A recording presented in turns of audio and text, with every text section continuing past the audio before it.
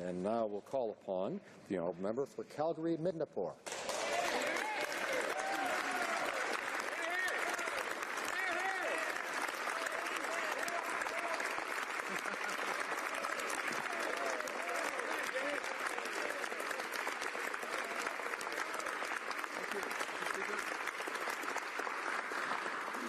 Mr. Speaker, when I first arrived in this chamber over 19 years ago, I was filled with awe. It reminds me of what the late Right Honourable John Diefenbaker said, that when you come to Parliament on your first day, you wonder how you ever got here.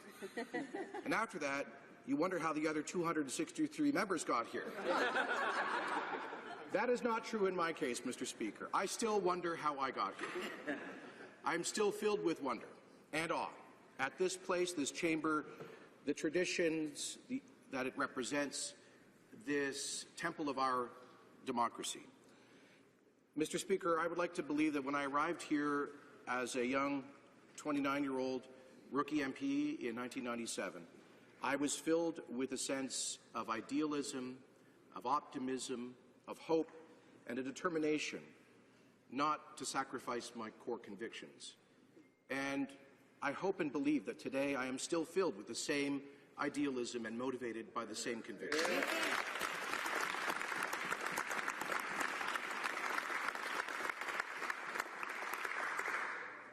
Mr. Speaker, one of the things I learn as I grow older is that one of the most important virtues in life is the virtue of gratitude. And so please allow me to express my gratitude to so many people who helped me in my parliamentary work.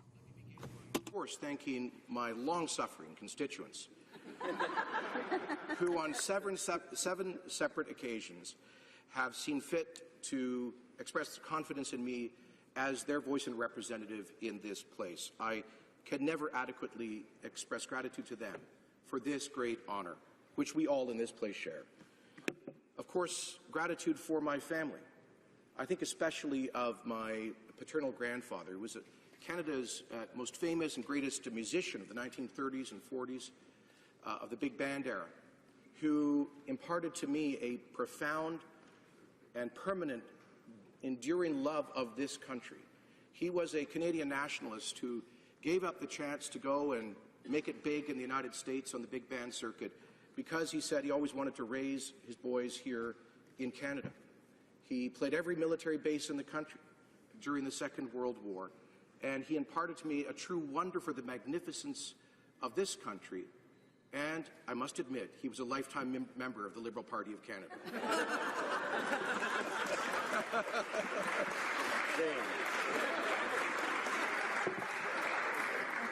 In fact, the last time I saw him, he was beginning to get a little confused, and he asked me to he said, get Louis on the phone. I said, who? He said, Louis Saint Laurent. Mr. Speaker, also, of course, gratitude for my parents, my father, who also imparted to me great patriotism as a military man, a former RCAF fighter pilot, and educator. And my mother, a gracious soul who grew up in humble beginnings, but taught me much about respecting everyone. My staff, Mr. Speaker, dozens of staff who have also been long-suffering and working with me. Anything that I have achieved is thanks in large measure to them. And I know all of us would not be able to perform our public service without their participation. Allow me, Mr. Speaker, to thank you and all of your predecessors, as well as the clerks, the pages, all of the people in the administration and security who make this institution of Parliament work. It's because of them that we can be the voices of all Canadians. And particularly, allow me to thank those who, with an immense amount of patience, have taught me the founding language of Canada, French. Let me thank the public servants with whom I have worked, Mr. Speaker, in the 10 years that I was a minister in Cabinet. I learned to grow year by year in deeper respect for the tremendous professionalism of our public service, and in particular, in my last year of the government as Minister of National Defence, there could be no greater honour than to work with our men and women in uniform who are the greatest Canadians.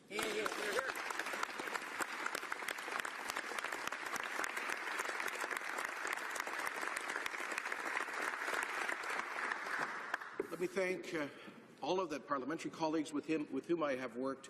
I have been blessed to have friendships across party lines. I wish I had had more, but sometimes we all know the stress and impatience of this life impairs those relationships. Even with the caucus, there are still people I've been here with 15 years or longer that I don't know as well as I ought to. And so one of the counsels I offer to all of my colleagues is take that time. There's always a reason to be rushing around. Take the time to know the people around you. I remember being in this place 18 years ago when a late friend, Shaughnessy Cohen, expired on the floor of the House of Commons. I think it reminded all of us at this time that whatever our disagreements, we are all in this together as proud Canadians and must respect one another accordingly.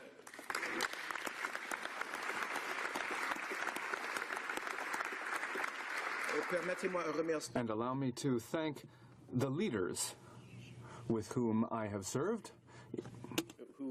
My leader, when I arrived in this place, Preston Manning, who brought to this place new ideas about democratic reform and fiscal responsibility that I think have made an enduring contribution to our public life. And let me thank the former Prime Minister, the Right Honourable Stephen Harper, for the opportunity to serve Canadians in his cabinet in many important and worthwhile capacities, Mr. Speaker.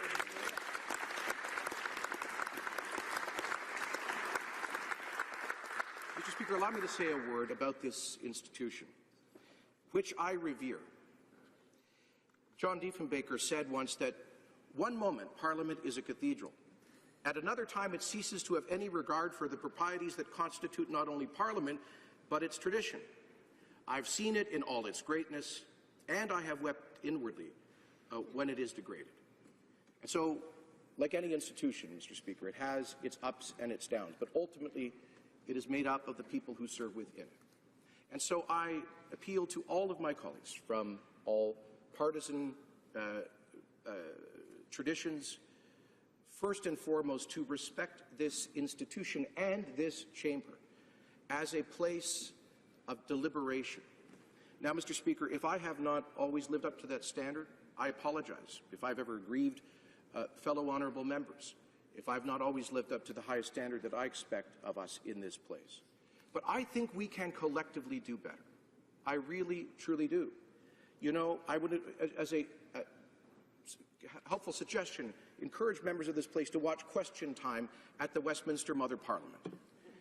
And you will see quick and pointed, thoughtful questions, typically substantive answers, and no boorish heckling and no applause. Mr. Speaker, I'll accept the applause today.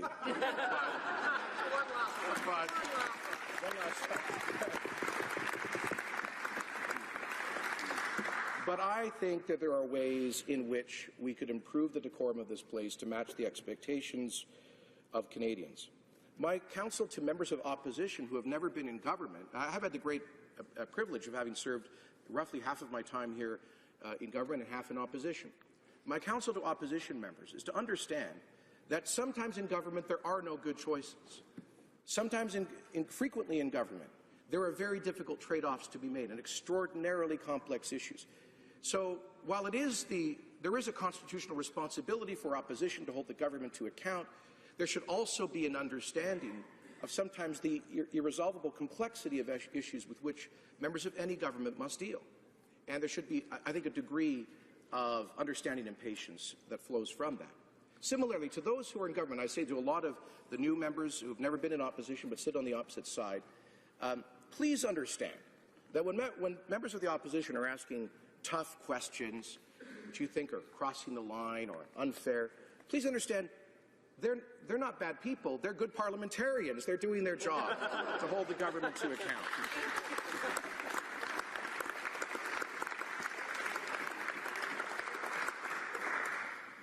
Mr. Speaker, so I hope that we can renew, I hope that you can renew the best traditions of this as a deliberative place.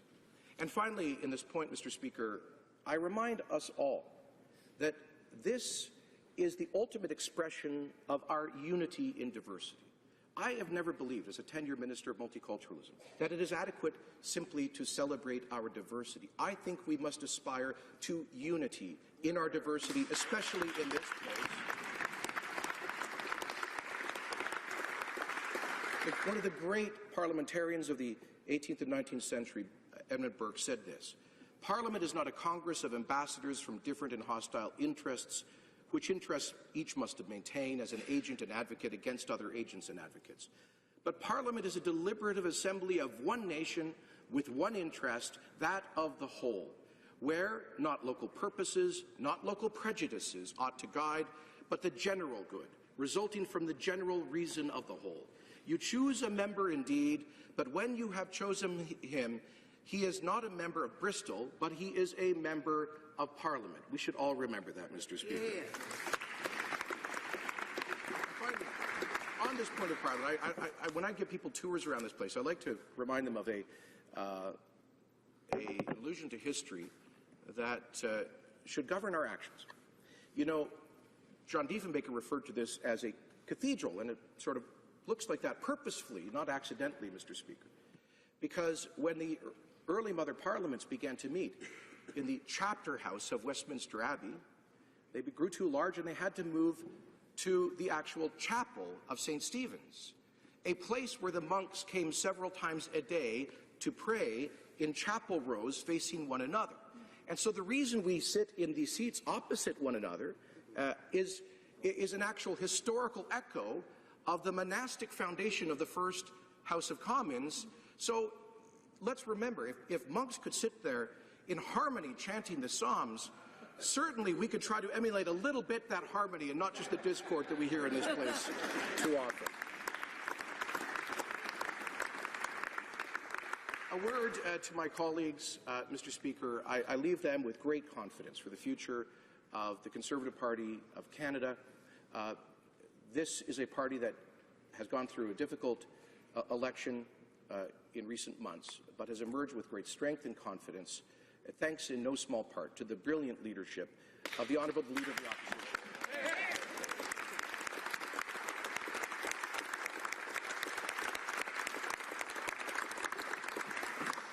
And as a last word about this country, which we all serve, this magnificent country with limitless potential, I'm often reminded, Mr. Speaker, as I worked as Minister of Immigration and Citizenship, Multiculturalism, welcomed refugees to this country, I was reminded of the words of Desmond Morton, a great Canadian historian and a former NDP candidate, who said that Canada is made up of people who have been on the wrong side of history.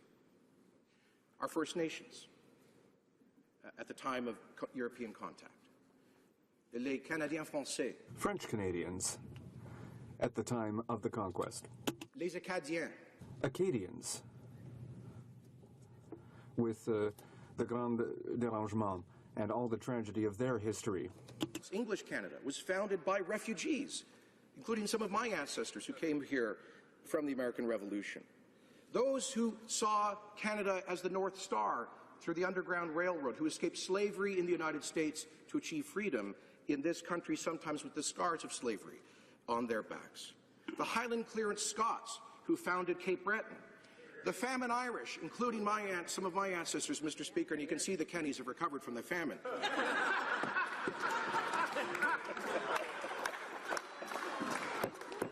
The Jewish victims of the pogroms before, in the early 20th century, and the victims of the Shoah who came after it, after the Second World War.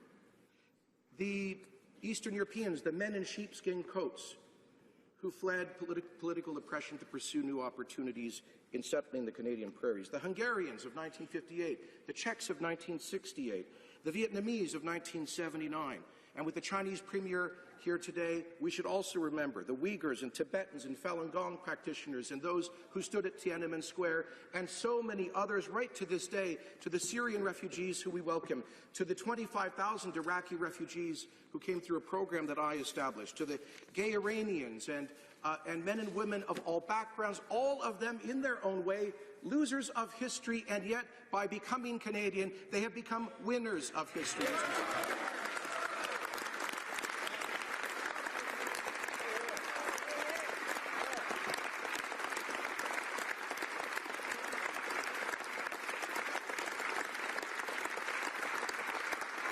All of those people would have cause to live in a spirit of bitterness and recrimination, Mr. Speaker, but instead they have decided not to forget their tragic past, to remember and memorialize it, but to move forward with hope in the future, as Canadians with a common sense of responsibility for one another. And so I close my 2 decades in this place in quoting the words of the former Prime Minister Diefenbaker when he introduced the Bill of Rights, in expressing a sentiment that applies to all of those losers of history who have built this, one of the greatest countries of history. I am Canadian, a free Canadian, free to speak without fear, free to worship God in my own way, free to stand for what I think right, free to oppose what I believe wrong, free to choose those who govern my country. This heritage of freedom I pledge to uphold for myself and for all mankind. Yeah.